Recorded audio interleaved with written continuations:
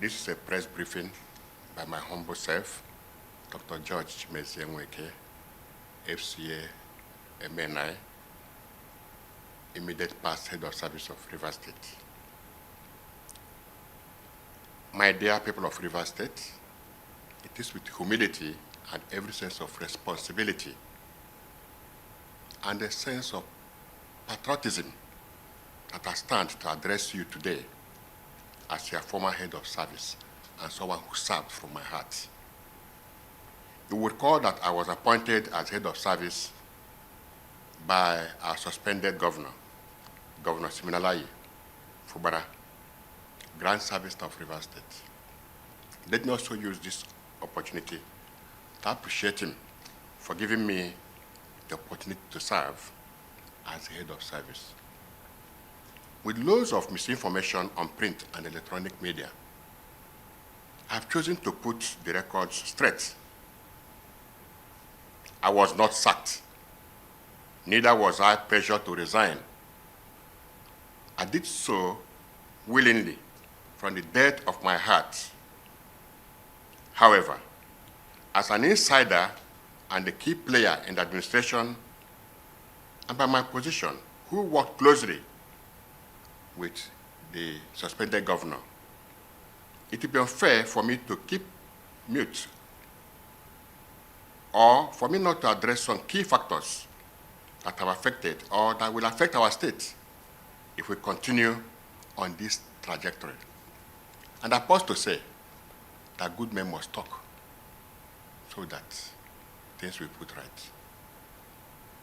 I want to use this medium to thank Mr. President for a swift intervention in Rivers State crisis, especially on the declaration of the state of emergency that was declared and assented to by our National Assembly.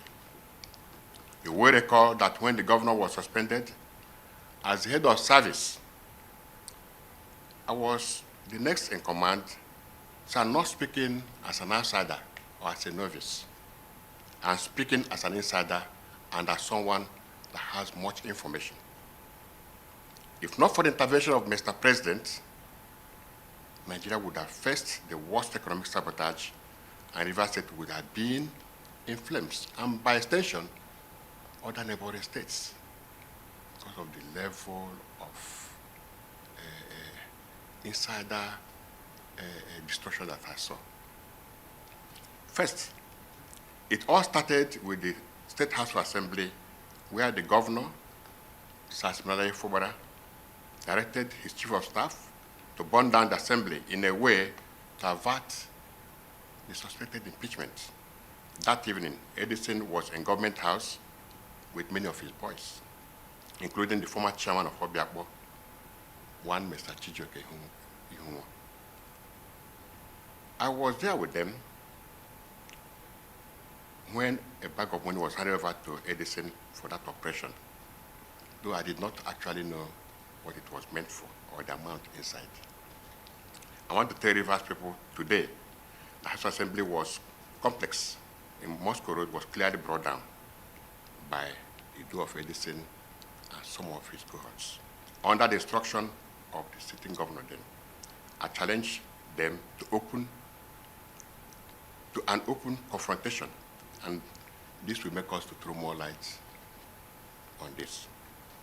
A day after that incident, I almost resigned, but I was very scared because I know the power of a sitting governor. And he knew that I'm aware of the whole plan and that I am discomforted with the unconscionable acts and deliberate posture of innocence and mien of a sheep. Another attempt was also made to destroy the residential quarters of the House Assembly members, if not for the press conference that was made there by Rivers youths, Rivers elders, and National Assembly members. That would have been another barbaric demolition in Rivers State. I came to realize that they actually wanted to demolish that second building because after some weeks, the governor, personally told me, a company of others, that he knew that if he knew early, he would have gone to pull down their hall before visiting the residential quarters of the assembly, and that he didn't actually know what they had, that they had such a beautiful hall where they are using now for sitting. I was so shocked, rudely shocked. And I asked myself, how could a man that wants to lead his people be destroying his state's assets and wasting public funds in a needless ego fight? Thirdly, I want to advise some key stakeholders who have condemned the state of emergency made by the President and confirmed by the National Assembly to retract their statements. They are speaking from points of ignorance. I also understand that they are only seeing the surface. Yes. If they had knowledge, they will even be commending Mr. President even openly. If the President did not take proactive steps, no one knows who would have been affected by the sinister plans that we are cooking. While I thank Mr. President for the state of emergency that was declared in Rivers State for a period of 6 months, I will plead with him not to give up on Rivers State affairs, because a lot is going on there with Governor Fubara. One of the factors that got me removed was when Governor Fubara told me that they will use the judge to decide who will become the next president of Nigeria. And I asked him, how will that work? Is it by votes or by what means? I'm still worried. I'm still worried. He clearly told me that he is the chief security officer of Rivers State and his brother is in charge of Bayelsa State. And all the pipelines are under their care, that at the appropriate time, they will tell the boys what to do, and fund was not an issue at all. That was when he made that statement in his public function, that, and I quote, I will tell the boys what to do at the appropriate time. Deep down in me, I knew that something was up, and perhaps the time was near. He boasted to be the David that will bring down the Goliath of Rivers State, that he has the backing of the creme de la creme in the state, the likes of our former governor, Dr. Peter Odele, and family promised to use their contacts in the judiciary, including some members of the University Council, to break new grounds for him. The plan was to start from just-speaking areas to destroy oil facilities, to remove attention from the job and make it have a statewide look. The Goni, Oyibo, and other areas were to be bombed first before the Jaw zones. This would have brought down the government of President Tinubu and usher in a new president from the coalition of political parties with a vice president, possibly himself, as he was boasting. The media was recaptured by paying heavily for airtime and retaining the social media influencers and known social critics in their payroll. I'm not aware of what this revelation means, but I'm doing this to free my conscience and warn those innocent persons that are used to sway public sentiment that there is more than meets the eyes in the Rivers matter. Sometime I sleep over in government house, it has started becoming very uncomfortable when Governor Bala Muhammad and some other stakeholders started several natural visits to Rivers State. I recall that one of such visits, he told me that he would support Bala Muhammad for president or any other northerner. That discussion is still ongoing, I'm pretty sure. I was not bothered about who he supports or not. I was more concerned about the quantum of state resources that were being released to these visitors at each of those unwanted visits.